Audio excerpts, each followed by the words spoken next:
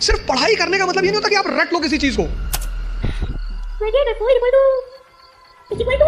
पढ़ा जा रहा है, सिर्फ ये नहीं किताब ले लिया रटे जा रहा है। एलपीजी क्या है? कनेक्टिविटी। मतलब 20 साल के टीचिंग कैरियर में जो हारने की सबसे बड़ी वजह है लोगों की, वो ये है कि वो इस परीक्षा के पैटर्न को समझे बिना सिर्फ पढ़ाई करते हैं। एक फॉर्मूला है 20 पेजेस पर डे, 3 महीने, 90 दिन का कोर्स है ये। 3 महीने, 4 बातें। आज के इस सेमिनार में मैंने 4 बातें बताई। ये 4 बातें आप हमारी तरफ से। गुड आफ्टरनून एंड जय हिंद। तैयारी में क्या करना है, प्रीलिम्स में क्या करना है, मेंस में क्या करना है, वो रामेश्वर बहुत अच्छे से बताएंगे। उस तरफ से गुजरे हैं तो ये उस पर बात करें।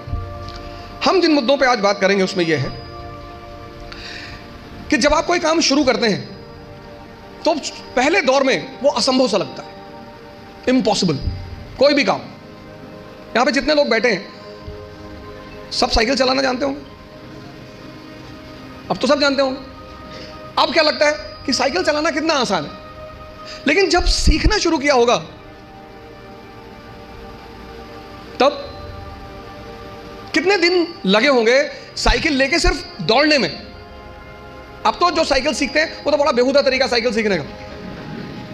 अब तो 2 पहिए बैलेंस करने के लिए लगा देते, वो बहुत गंदा तरीका है। उस तरीके से लोग मार नहीं खाते, वो गंदा इसीलिए है, उस तरीके से कोई मार ही नहीं खाता। हम तो मार गए हैं, साइकिल लेके गए, गिर गए, हैंडल टेढ़ी हो गई, चैन टूट गई, उसके बाद घर पे कायदे की धुलाई भी हुई, तो दोनों पैरेलल ही चलता था। और 1980s में साइकिल होना ही बड़ी बात थी। आज तो बड़ी हिकारत भरी नजर से साइकिल को देखा जाता है, लेकिन 1980 में साइकिल होना बहुत बड़ी बात। और साइकिल कोई देना नहीं चाहता था। उसका एक ही तरीका होता था कि आप लेकर भागो, बस आप वेट करो। जैसे कहते हैं ना गुरिल्ला वॉर, कि पिताजी आए, साइकिल खड़ी की और गलती से अगर उन्होंने चाबी नहीं निकाली तो आपका काम हो गया। तो 10 दिन 15 दिन तो इसमें लगता था बैलेंस करने में। कितना असंभव लगता था साइकिल सीखना, और आज मजाक लगता है। अभी मेरी रामेश्वर से बात हो रही थी, मैंने कहा एक दिन में दुनिया बदल गई। बोले हाँ। लोग बदल गए? हाँ। मैंने कैसा लगता रहा होगा जब तुम पहली बार आए होगे आईएएस की प्रिपरेशन करने? बोले असंभव सा लगता था। अब बोले अब मजाक सा लगता है। आज ये जहां बैठे वहां आईएएस मजाक है, और आप जहां बैठे हो वहां आईएएस असंभव है। तो ये असंभव मजाक में कन्वर्ट कैसे होता है?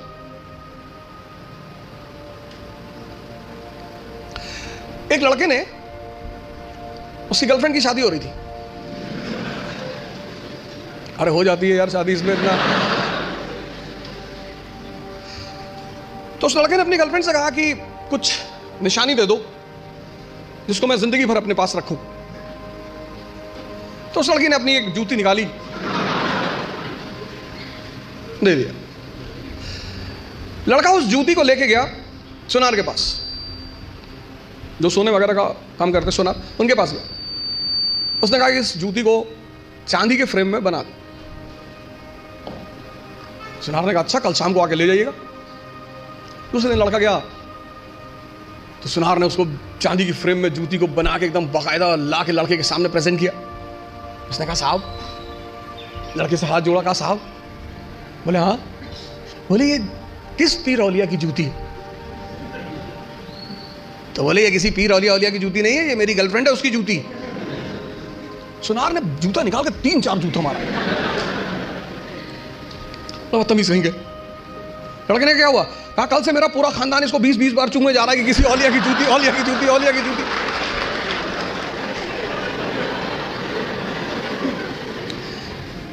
सर ये हंसने की बात नहीं है, ये समझने की बात है। बिना समझे किसी फील्ड में नहीं कूदना है। यहीं से तो शुरुआत है सेमिनार की, कि तुम जहां बैठे हो वहां आईएएस असंभव है, और रामेश्वर जहां बैठा है वहां आईएएस मजाक है। तो ये असंभव मजाक में कैसे बदले, कैसे तुम यहां आकर बैठो? उसका पहला सूत्र यही है कि जिस फील्ड में भी कूदना चाहते हो पहले उसको समझो, वो क्या है, उसमें क्या करना पड़ता है, उसके स्टेजेस क्या क्या हैं, कितना समय लगता है। दुनिया में असंभव ही मजाक बनते हैं। और ऐसे सामान्य, हम इकरा की एक बहुत अच्छी अदा रही है, हम हमेशा उस एस्पिरेंट को कॉल करते हैं जिसने वो असंभव को मजाक बनाया हो। सैफिन भी आया था, उसने भी असंभव को मजाक ही बनाया था। सामान्य, अति सामान्य परिवार, अति सामान्य, सामान्य भी नहीं, अति सामान्य। सामान्य में तो कम से कम आपको खाना मिल जाता है, माँ बाप कुछ पैसे भेज देते हैं। अति सामान्य, खाने का पता नहीं मिलेगा कि नहीं, पिताजी महीने में कितना पैसा भेजेंगे। अति सामान्य, अति सामान्य व्यक्ति के लिए लड़ना बहुत बड़ी बात होती है। लड़ना तो सबको है, लेकिन जो अति सामान्य, पहला सूत्र यह है कि जिस भी फील्ड में कूदना है, बात समझ में आ रही ना, जिस भी फील्ड में कूदना है, जहां भी जाना है, जिसकी भी प्रिपरेशन करनी, साइकिल है प्रिपरेशन। आज तुम्हें साइकिल चलाना मजाक लगता है। आज जब तुमसे कोई कहता है कि भैया साइकिल चलाना सीखना है, तुम कहता अरे यार साइकिल में क्या है, अब तुम्हारे लिए क्या है ना, लेकिन वो जो पहले दिन लेकर चलेगा। तो पहला सूत्र जो मैं देखता हूं, मैंने बहुत सारे लड़कों को देखा पिछले 20 साल के टीचिंग कैरियर में, जो हारने की सबसे बड़ी वजह है लोगों की, वो ये है कि वो इस परीक्षा के पैटर्न को समझे बिना सिर्फ पढ़ाई करते हैं।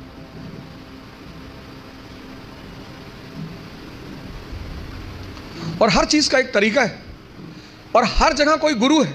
आपको भी किसी ने साइकिल चलाना सिखाया होगा, वहां भी कोई गुरु रहा होगा, उसने कहा होगा हैंडल बैलेंस कर, हैंडल बैलेंस कर, सीधे देखो, सीधे देखो। कहां किसको सीधे दिखाई पड़ता है? पैंडल में पैर रखो तो हैंडल घूम रही है, हैंडल संभालो तो पैंडल इधर जा रहा है, और सब संभाले तो खुद नीचे आ गए। पहला फॉर्मूला असंभव को मजाक बनाने का है कि जिस फील्ड में जाना है उसके पूरे पैटर्न का पहले अध्ययन करना है। तो पहला काम आप यही करो, समझो कि इस पर्टिकुलर एग्जामिनेशन की क्या आवश्यकता है। दूसरा, सेल्फ इंट्रोस्पेक्शन। आपकी क्षमता कितनी, आपकी ताकत कितनी, कम है, बढ़ा लो। भाई पहले दिन जॉगिंग करने जाओगे तो 20 किलोमीटर करोगे, और 20 किलोमीटर कर लिए तो शाम को आईसीयू में मिलोगे। जब भी हम कोई काम शुरू करते हैं तो हमारा मन बड़ा एक्साइटमेंट में रहता है। जैसे बड़ी छोटा सा एग्जांपल है, जब हम स्कूल में थे और क्लास चेंज होती थी, ये 3rd से 4th में गए, तो जब 4th क्लास की किताबें आती थी नई नई, उस दिन पढ़ने का बड़ा मन करता था। फिर 10 दिन बाद जब वो किताबें पुरानी हो जाती थी तो वही किताबें देखने का मन नहीं करता था। ये मन का नेचर है, एक्साइटमेंट। नहीं बाइक घर में आई, खूब चलाए 3-4 दिन, बाद में देखने का मन ही नहीं किया। अपनी ताकत, क्षमता सबकी बराबर है, कोई कम यूज करता है, कोई ज्यादा यूज करता है। मेहनत करने से, सिर्फ पढ़ने से कुछ नहीं होता। अगर मेहनत करने से सब कुछ होता तो सबसे ज्यादा फायदा होता मजदूरों का।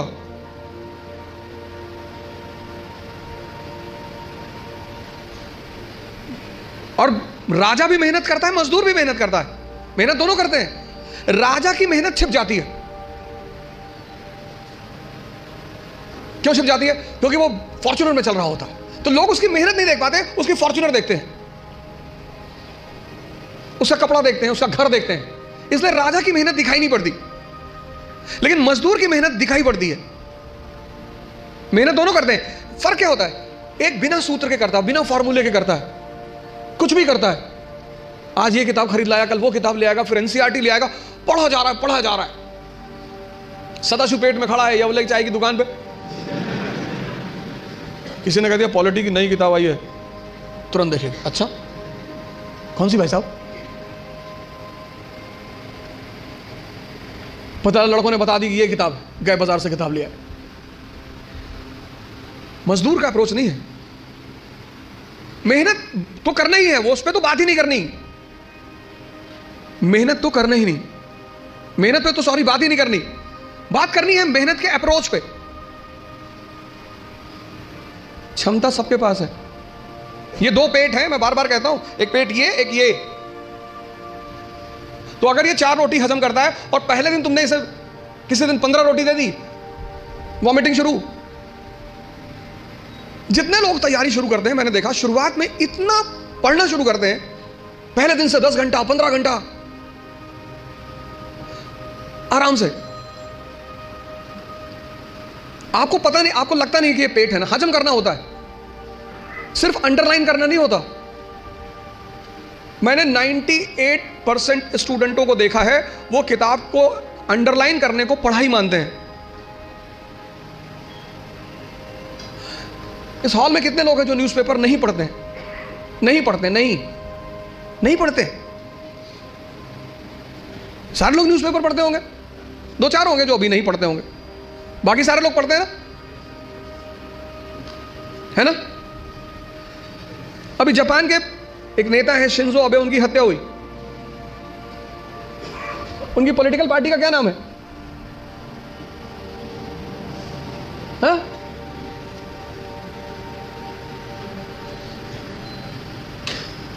किसी को नहीं पता? अरे भैया, हफ्ते भर पहले की घटना है, पता ही नहीं, और अंडरलाइन किए होगे।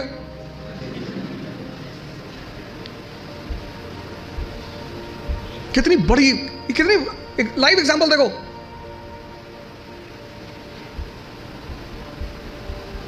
अपना स्व मूल्यांकन करना बहुत बड़ी बात होती है, सेल्फ इंट्रोस्पेक्शन। कभी कभी एहसास होता है हमें कि हम बहुत काम कर रहे हैं, कुछ होता नहीं उस वक्त। बात समझ में आ रही ना?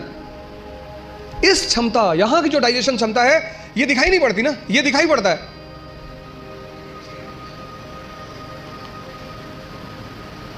ये पेट दिखाई पड़ता है, ये पेट दिखाई नहीं पड़ता। अब ये क्षमता विकसित, स्ट्रॉन्ग कैसे होगी?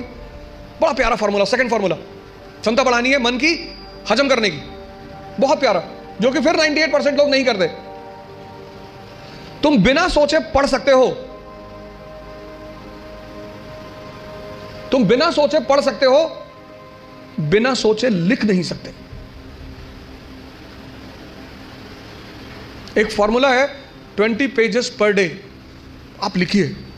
आप किसी भी कोचिंग जाते हैं, कहीं भी जाते हैं, कोई टॉपिक खत्म होता है, उस टॉपिक को आप कम से कम 5 बार लिखिए। आप पढ़ने की आदत छोड़िए, लिखना शुरू करिए।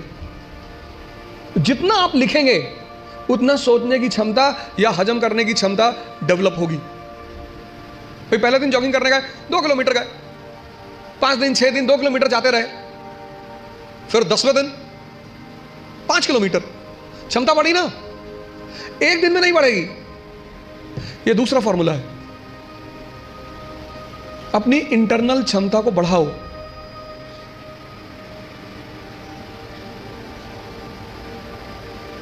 नहीं बात क्लियर हुई? हाँ? कितने लोगों को इस बात का वो रहता है, मुझसे बहुत सारे लोग मिलते हैं, सर हमें कुछ याद नहीं रहता। आपने हजम ही नहीं किया। मूवी आपको पूरी याद रहती है ना, नॉवेल पढ़ा आपने, पूरी याद रहता है, पूरा नॉवेल, एक एक लाइन, एक एक कैरेक्टर याद है। ये क्यों नहीं याद है? क्योंकि आपने हजम करने की कोशिश नहीं की। ये दूसरा फॉर्मूला, अपनी इंटरनल कैपेसिटी को पहचानो, पहचानो। यही तो है सेल्फ इंट्रोस्पेक्शन। और अगर वो कम है, बढ़ा लो। 3 महीने, 90 दिन का कोर्स है ये। 3 महीने, 3 महीने अगर 20 पेजेस लिख ले गए तो तुम बिलीव नहीं करोगे कि तुम्हारे सोचने की क्षमता कितनी डेवलप हो जाएगी, हजम करने की क्षमता कितनी डेवलप हो जाएगी। ये दूसरी चीज, अपना मूल्यांकन, अपनी ताकत को समझना कि मेरा पोटेंशियल लेवल क्या है। क्लास खत्म हुई, आप घर गए, आप जो 2.5 घंटा पढ़ा है उसको रीराइट करने की कोशिश करो।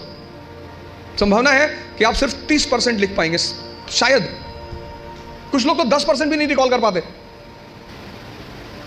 तो पहला काम क्या करना है? एग्जामिनेशन पैटर्न को समझना है। ये क्या है, कैसे है, पहला चरण क्या है, सेकंड, दूसरा चरण क्या है, तीसरा चरण क्या है। दूसरा क्या करना है? सेल्फ इंट्रोस्पेक्शन करना है। सेल्फ इंट्रोस्पेक्शन करो। दूसरा काम, अपनी क्षमता को पहचानो। अगर कम है, अगर तुम 2 किलोमीटर सिर्फ वॉक कर सकते हो एक दिन में, कोई बात नहीं, उसको 25-30 किलोमीटर तक पहुंचाओ। इन सब लोगों ने यही किया, अपनी क्षमता को पहचाना, सेल्फ इंट्रोस्पेक्ट किया, उसमें को बढ़ाया। हम जब तैयारी करने आए थे, हमको कुछ नहीं आता था।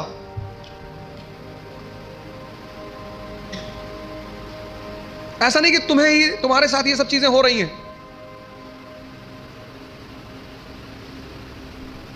तो पहली बात, पहला काम क्या करना है? एग्जामिनेशन पैटर्न को समझना है। दूसरा काम क्या करना है? Self introspection. तीसरी बात, कहावत है हिंदी में, लकीर के फकीर।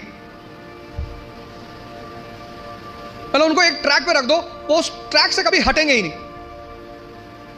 उतना ही करेंगे जितना बताया जाएगा, उतना ही बोलेंगे जितना कहा जाएगा। जो जिंदा दिमाग है, जिंदा, वो अपने समय को, जैसे अगर आप आईएएस मेंस का पेपर देखें तो 1970s के जो क्वेश्चन थे वो अलग थे, 1990s के क्वेश्चन अलग हो गए, फिर 2000 के बाद क्वेश्चन बिल्कुल अलग हो गए, और आज तो जो मेंस का पैटर्न है क्वेश्चन पूछने का, वो तो एकदम पलट चुका है। अमेरिका का एक विद्वान था थॉमस जेफरसन, उसने कहा किसी भी संविधान को सिर्फ 19 साल चलना चाहिए। थॉमस जेफरसन, जब अमेरिका में संविधान लिखा जाने लगा तो उसने कहा किसी भी संविधान को सिर्फ 19 साल बस, क्योंकि 19 साल बाद बहुत सी चीजें बदल चुकी होंगी। तो जब चीजें बदल जाएंगी तो फिर संविधान लिखा जाएगा बदली हुई परिस्थिति के हिसाब से।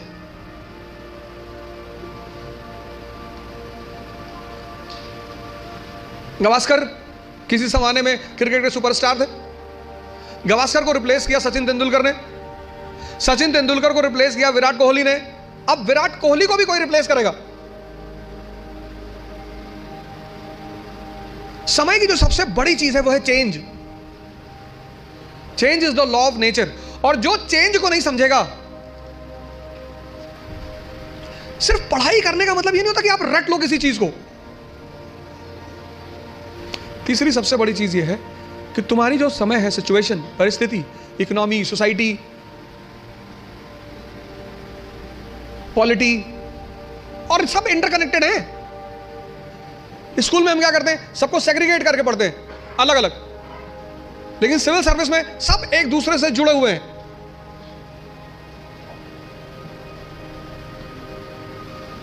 तुम्हारी जो परिस्थिति है, तुम्हारा जो समय है, उसको देखना, उस पर गौर करना बहुत जरूरी है। अगर तुम अपने समय को नहीं, उस परिस्थिति को नहीं पहचानते। 17s का क्वेश्चन पेपर अलग था क्योंकि तब इकोनॉमी और सोसाइटी अलग थी। 80s का क्वेश्चन पेपर अलग था क्योंकि तब इकोनॉमी और सोसाइटी अलग थी। 91 के बाद तो ड्रास्टिक चेंज आया, एलपीजी, तुरंत यू टर्न मारा एग्जामिनेशन पेपर ने, और अब एकदम अलग परिस्थिति दुनिया में चल रही है। पूरी दुनिया में, कहीं एक जगह नहीं चल रही है, पूरी दुनिया में।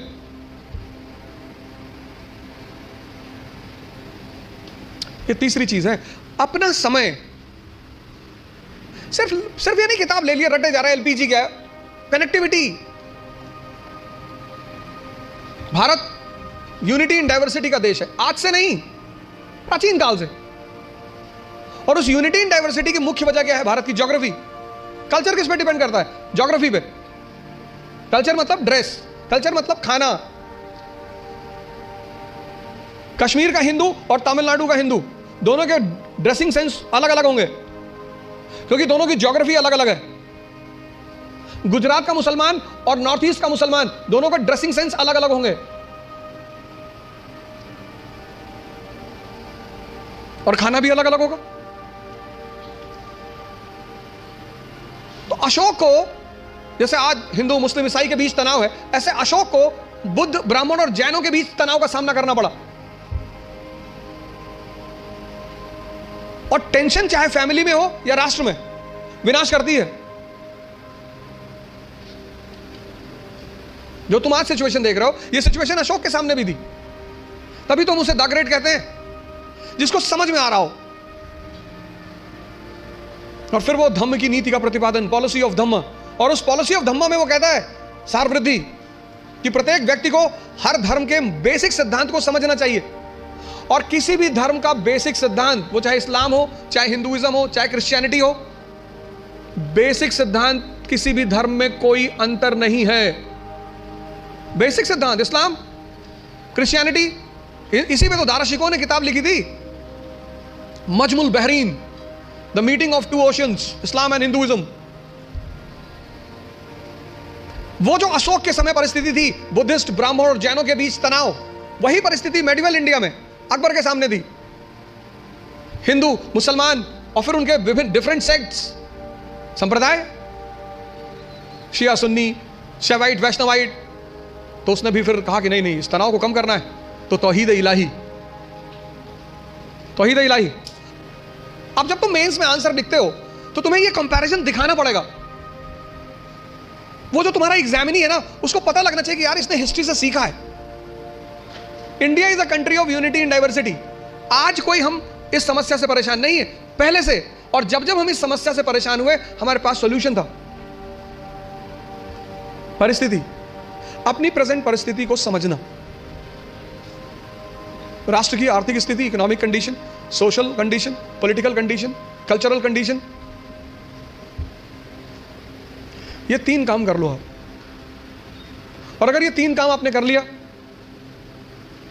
तो आप भी कल यहां बैठोगे और असंभव को मजाक बना दोगे। पहला काम, पूरा एग्जामिनेशन पैटर्न को समझो। घर जाकर नहीं समझते हो, जहां कोचिंग में पढ़ते हो उस टीचर से पूछो कि सर ये है भाई, क्या क्या क्या है सर, डिमांड इनकी क्या है सर, ये बेस में क्या चाहते हैं सर, ये प्रीलिम्स में क्या चाहते हैं।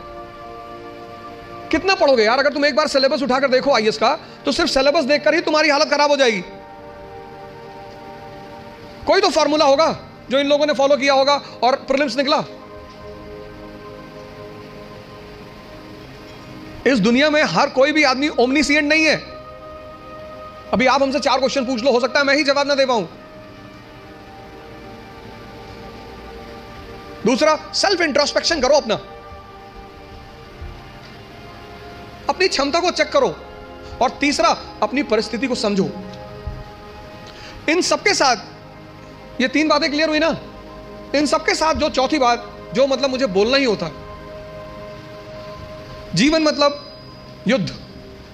ये लास्ट बात, या तो आप हंस हंस के लड़ोगे या रो रो के लड़ोगे।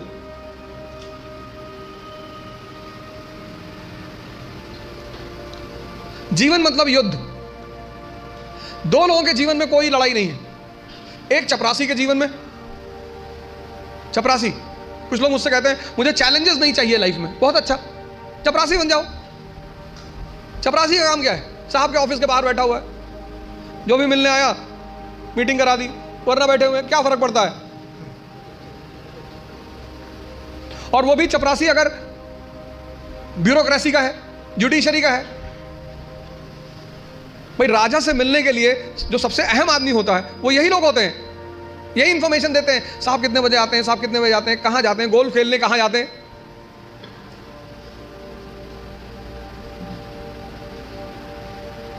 और या फिर जो लोग हरिद्वार चले गए, जिन्होंने कहा भैया हमें नहीं बनना आईएएस, हमें प्रधानमंत्री नहीं बनना, हमें कुछ बनना ही नहीं।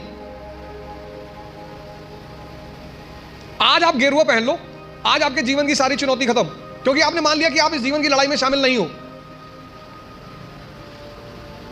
लेकिन जीवन का मजा भी तो यही है। और करना क्या है? तो जब लड़ना है, जब ये पता है कि लड़ना है, युवा मतलब शक्ति। भारत आज एक दुनिया का ऐसा देश है जिसके पास सबसे ज्यादा युवा हैं। और भारत आज दुनिया का एक ऐसा देश है जिसके युवा सबसे ज्यादा डिप्रेशन में हैं। और जीवन की लड़ाई में 2 ताकतें बहुत काम आएंगी, एक मन की और एक शरीर की। तुम जब भी ऊपर उठोगे तो ये ग्रेविटी तुम्हें नीचे खींचेगी ना, ऐसा समाज की ग्रेविटी है। हम जब आईएएस की तैयारी करने गए तो हमारे गांव में हर आदमी, मतलब एक साहब तो हंसना शुरू किया उन्होंने, और हंसते हंसते गिर गए वो। उन्होंने हमसे पूछा दिल्ली क्यों जा रहे हो? अब मेरा दिमाग खराब था, मैंने कह दिया मैं आईएएस की तैयारी। बोले आईएएस? फिर वो हंसने लगे और हंसते हंसते वो गिर गए। और उस हंसी का इतना रोल रहा मेरे जीवन में, मतलब उस हंसी ने मुझे एकदम मजबूत कर दिया था कि अब आईएएस ही बनना है। उस दिन मुझे एहसास हुआ कि महाभारत क्यों हुई। आपको कोई डांट दे उतना बुरा नहीं लगता, आपको कोई भगा दे बुरा नहीं लगता। जब लोग हंसते हैं ना तब बहुत दर्द होता है। लेकिन मेरे पिताजी ने मुझसे कहा कि आईएएस प्रधानमंत्री बनने वाले आदमी। अरे मैंने कहा यार क्यों चढ़ा रहे हो फालतू में, भगवान का आशीर्वाद से आज भी हमारे साथ हैं। और मैं अगर उनसे कोई भी बात कहता हूँ तो तुम्हारे लिए तो कल ही कर लोगे।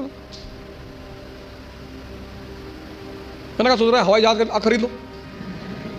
अरे ने कहा भैया जी लेने दो। लेकिन उन्हीं की वजह से मतलब आज जहां भी मैं हूं उसमें सबसे ज्यादा योगदान मेरे पिताजी का है।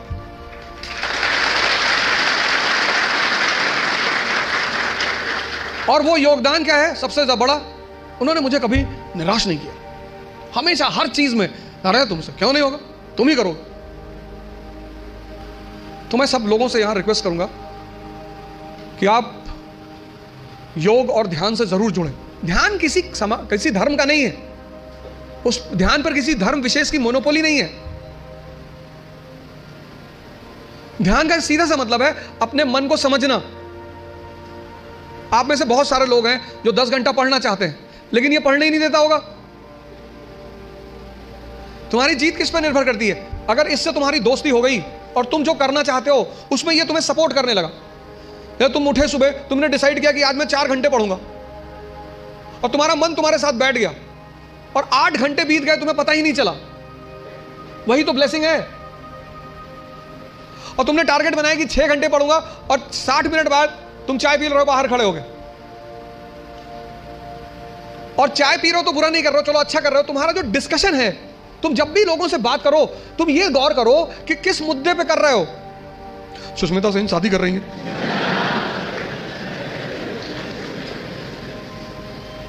तुम्हारा चाय पीना भी बुरा नहीं है, तुम्हारा डिस्कशन करना भी बुरा नहीं है। बुरा है तुम्हारा मुद्दा।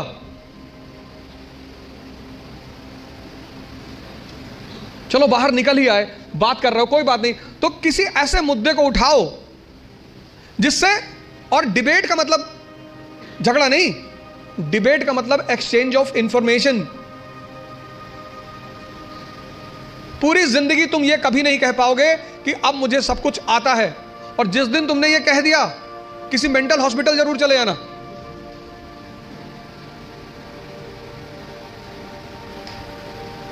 अपने आप को ताकतवर बनाओ, फिजिकली और मेंटली, क्योंकि यही ताकत तुम्हारा उत्साह बनेगी। मुझसे लोग पूछते हैं उत्साह कहां से आता है? शक्ति से। ये जो एंथुजियाज्म है, ये जो कॉन्फिडेंस है, ये ताकत का खेल है। अपनी पढ़ाई के साथ जिस चीज को तुम निगलेक्ट करते हो, जो निगलेक्ट करते हो, तुम उस पर ध्यान ही नहीं देते, वो चीज है तुम्हारी पर्सनैलिटी। पढ़ाई के साथ साथ जो इक्वली इंपॉर्टेंट चीज है वो है पर्सनैलिटी, तुम्हारी साइकोलॉजी, तुम्हारा सोचने का तरीका। 4 बातें आज के इस सेमिनार में मैंने 4 बातें बताई। पहला, पैटर्न ऑफ एग्जामिनेशन। दूसरा, सेल्फ इंट्रोस्पेक्शन। तीसरा, सिचुएशन। और चौथा, पर्सनैलिटी। ये 4 बातें आप हमारी तरफ से आज ले जाओ। बाकी तो एग्जामिनेशन पैटर्न पर रामेश्वर अच्छा बोलेंगे। आप